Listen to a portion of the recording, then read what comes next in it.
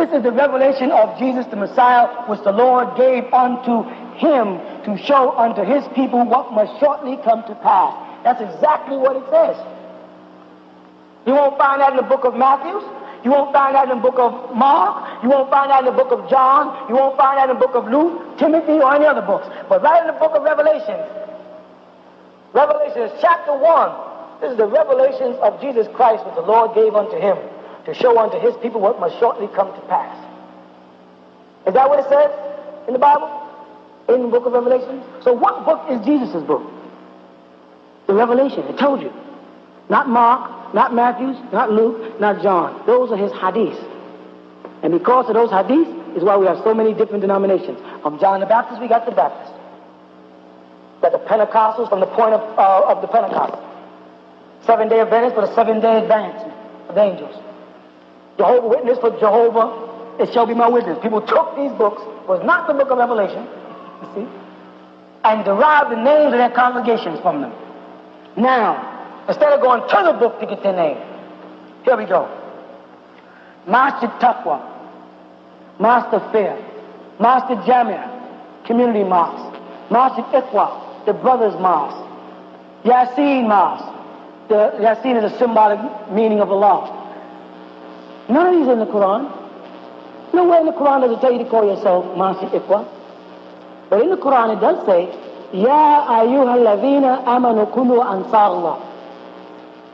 Oh, you who believe, be ansarullah. Kunu is an order tense for a group of people. Kunu ansarullah. Be aiders in Allah's way.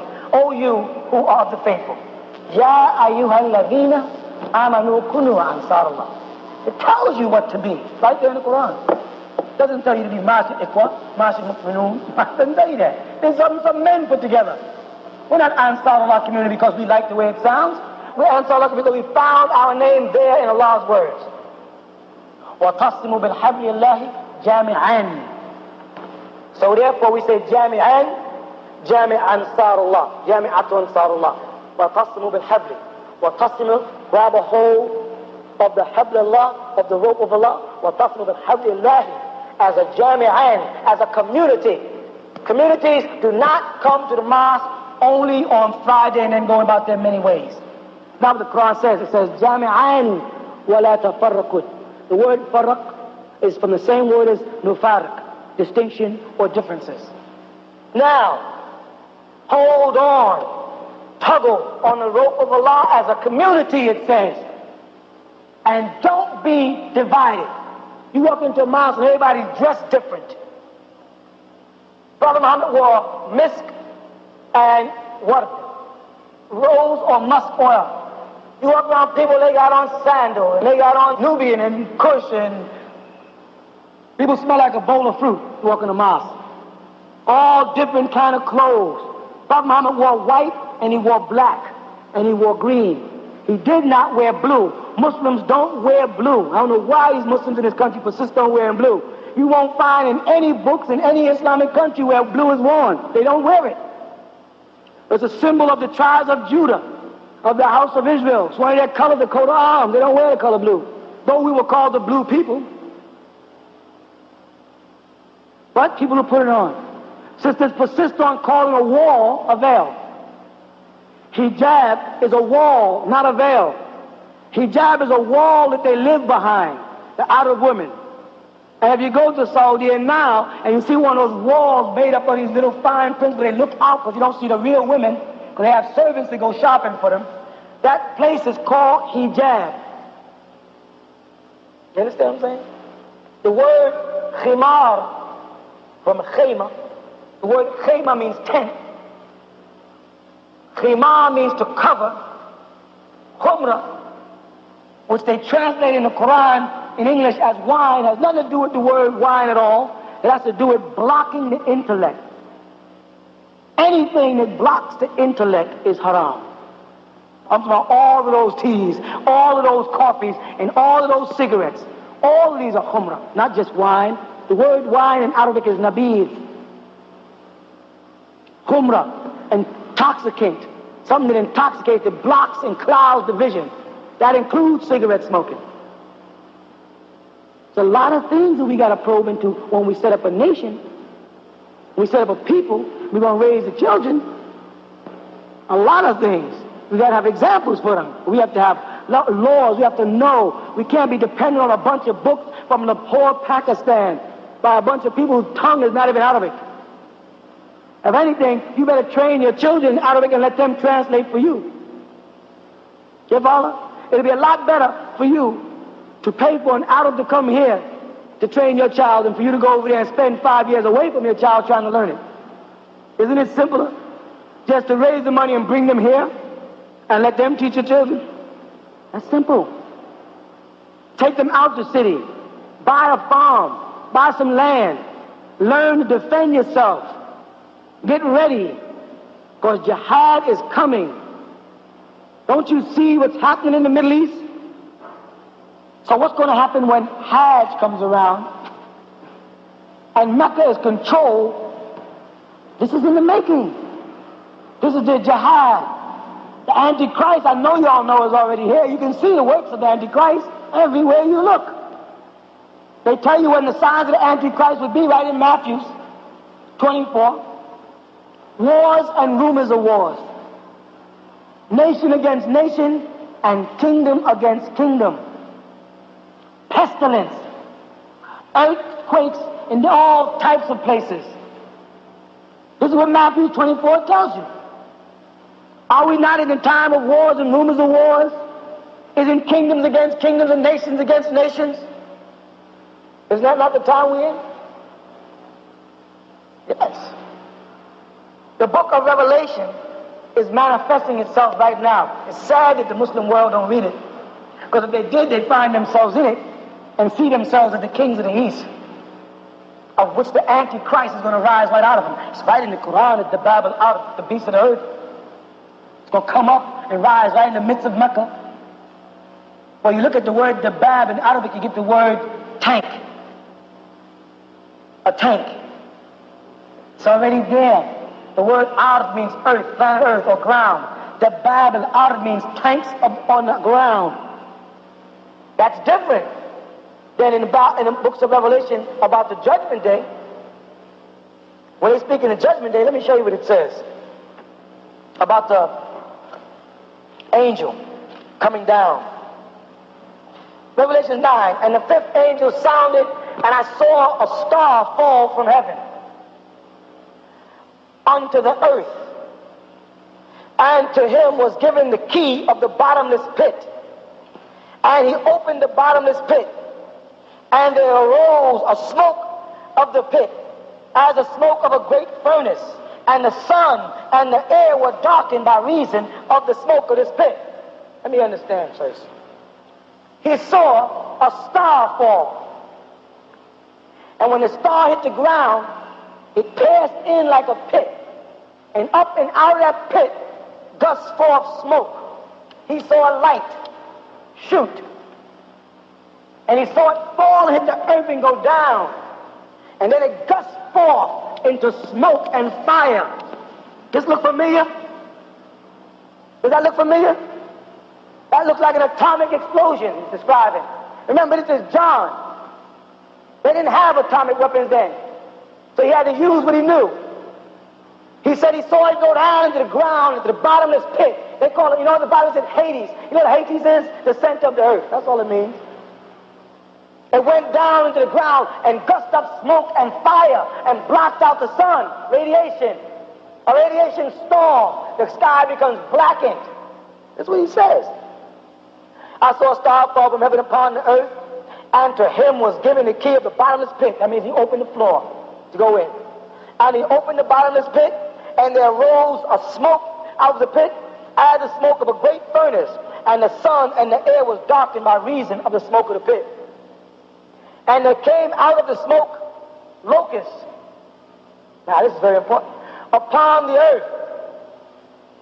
And locusts do what? Huh? Fly. He saw locusts on the earth go up. Watch what happens. And unto them was given the power, as the scorpions of the earth have power. What do scorpions do? They sting. They kill.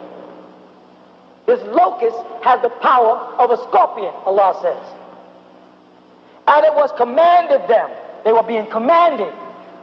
You understand that? You understand locusts being commanded? Okay.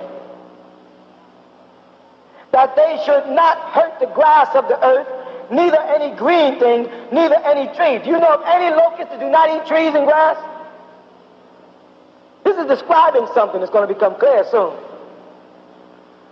But only those men which have not the seal of God, as they say, in their foreheads. And to them was given that they should not kill them, but that they should be tormented 5 months. That's a radiation fallout. And the torment was the torment of a scorpion when it strikes a man. You know what happens when a man gets struck by a scorpion? What? His body turns to heat. His face breaks out. He begins to dehydrate. His eyes can even bulge out of his head. You know what that is? The same thing that happens when radiation fallout. The body feels like it's on fire. The body begins to turn inside out. But they're going to tell you that these are not locusts pretty soon. And in those days shall man seek death and shall not find it. Why is man going to seek death then? Because after radiation fallout, the condition of the world and the condition of people who are disfigured from it, people are going to want to die and they're not going to be able to. People are going to seek death and can't find it. This is the same thing we Muslims know as zilzal in the Quran, the earthquake. Same time, the shaking. Watch. And the shapes of the locusts, now here they go. And the shapes of the locusts were like unto horses prepared for battle. A formation. You understand? And on their heads were as it were crowns of gold. He saw the sun reflecting off of something. A plane. And their faces were the faces of men. You saw the tiger fighters that they used to bomb? The planes where they draw faces, the mouths of lions on them. They have those again. And they had hair as the hair of women, and their teeth is the description of the drawing. Whereas the teeth of lions, he's describing a plane, a fighter plane. This is what John saw 2,000 years ago. There was no planes, so he described them as locusts, flying in formation and shooting off something that stung the earth. But this happened after a great one fell and made an atomic explosion, which means there's going to be a first bomb, which is not a regular bomb, it's a neutrogen bomb. Why? How do you know? Because it says it won't hurt nothing but men. It won't destroy the plants or anything but men. Neutron. Before the neutron bomb was even thought of, this man saw this vision. All right? They had breastplates, as were the breastplates of iron. Have you ever seen a locust with an iron plate? What did John see? John saw planes flying in formation. He saw a plane shoot a star upon the earth in a great explosion. And then he saw it moving across the earth and take light into the sky in formation by command of someone. And stinging the earth and stinging men. But the bombs that they dropped did not destroy any of the plant life, only human beings who did not have the mark of the Almighty. You find it as a mark of the beast in the Bible also. But the mark of the Almighty is called Bism in Arabic. The mark that a Muslim gets from prostration, that don't mean go burn your head. It's not the mark by burn your head, it's the fact that you rise for prayer. Yuqinu salat. That's what it's talking about. Because Jesus said in Matthew chapter 5, verse 9, blessed are the peacemakers, for they shall be called the children of God. Now, name a group of people that call themselves peacemakers. Christians call themselves the peacemakers. It says, Jesus said, because they believe in Jesus, blessed are the peacemakers, for they shall be called the children of God, which we know they mean Allah Ta'ala. You say the word Muslim, you know what you're saying? Muslim, one who's of peace, not one who submits. Musallam, The shadda ala lam is the one who submits. That to be used if I get you in a headlock. I can say, tasallam, you surrender.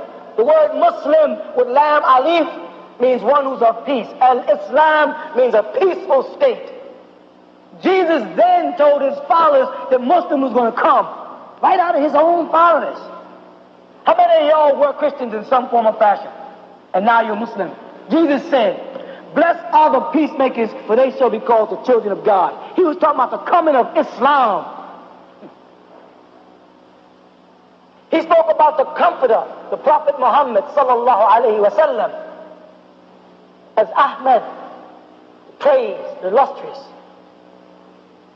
And unto him shall be the gathering of the people. For he shall not speak of himself, only that which he hears shall he speak, the book of St. John says. And he shall glorify my holy name. Did not Muhammad in the Holy Quran, by leave of Allah Ta'ala, glorify Jesus? He did. He said, I've raised certain prophets in certain ranks and put them above each other like Jesus. Refer to the Holy Quran, chapter 2, verse 253. What it says. Muhammad sallallahu alayhi wa sallam was the comforter of the book of St. John's. Muslims are the peacemakers of the book of Matthew's. Was Jesus a Muslim or a Christian? It says in the Bible, Jesus went into the garden and fell on his face and prayed. You tell me one denomination of Christians did fall on their face and pray. One. Tell me one. Tell me one denomination of Jews did fall on their face and pray. You can't. Can you?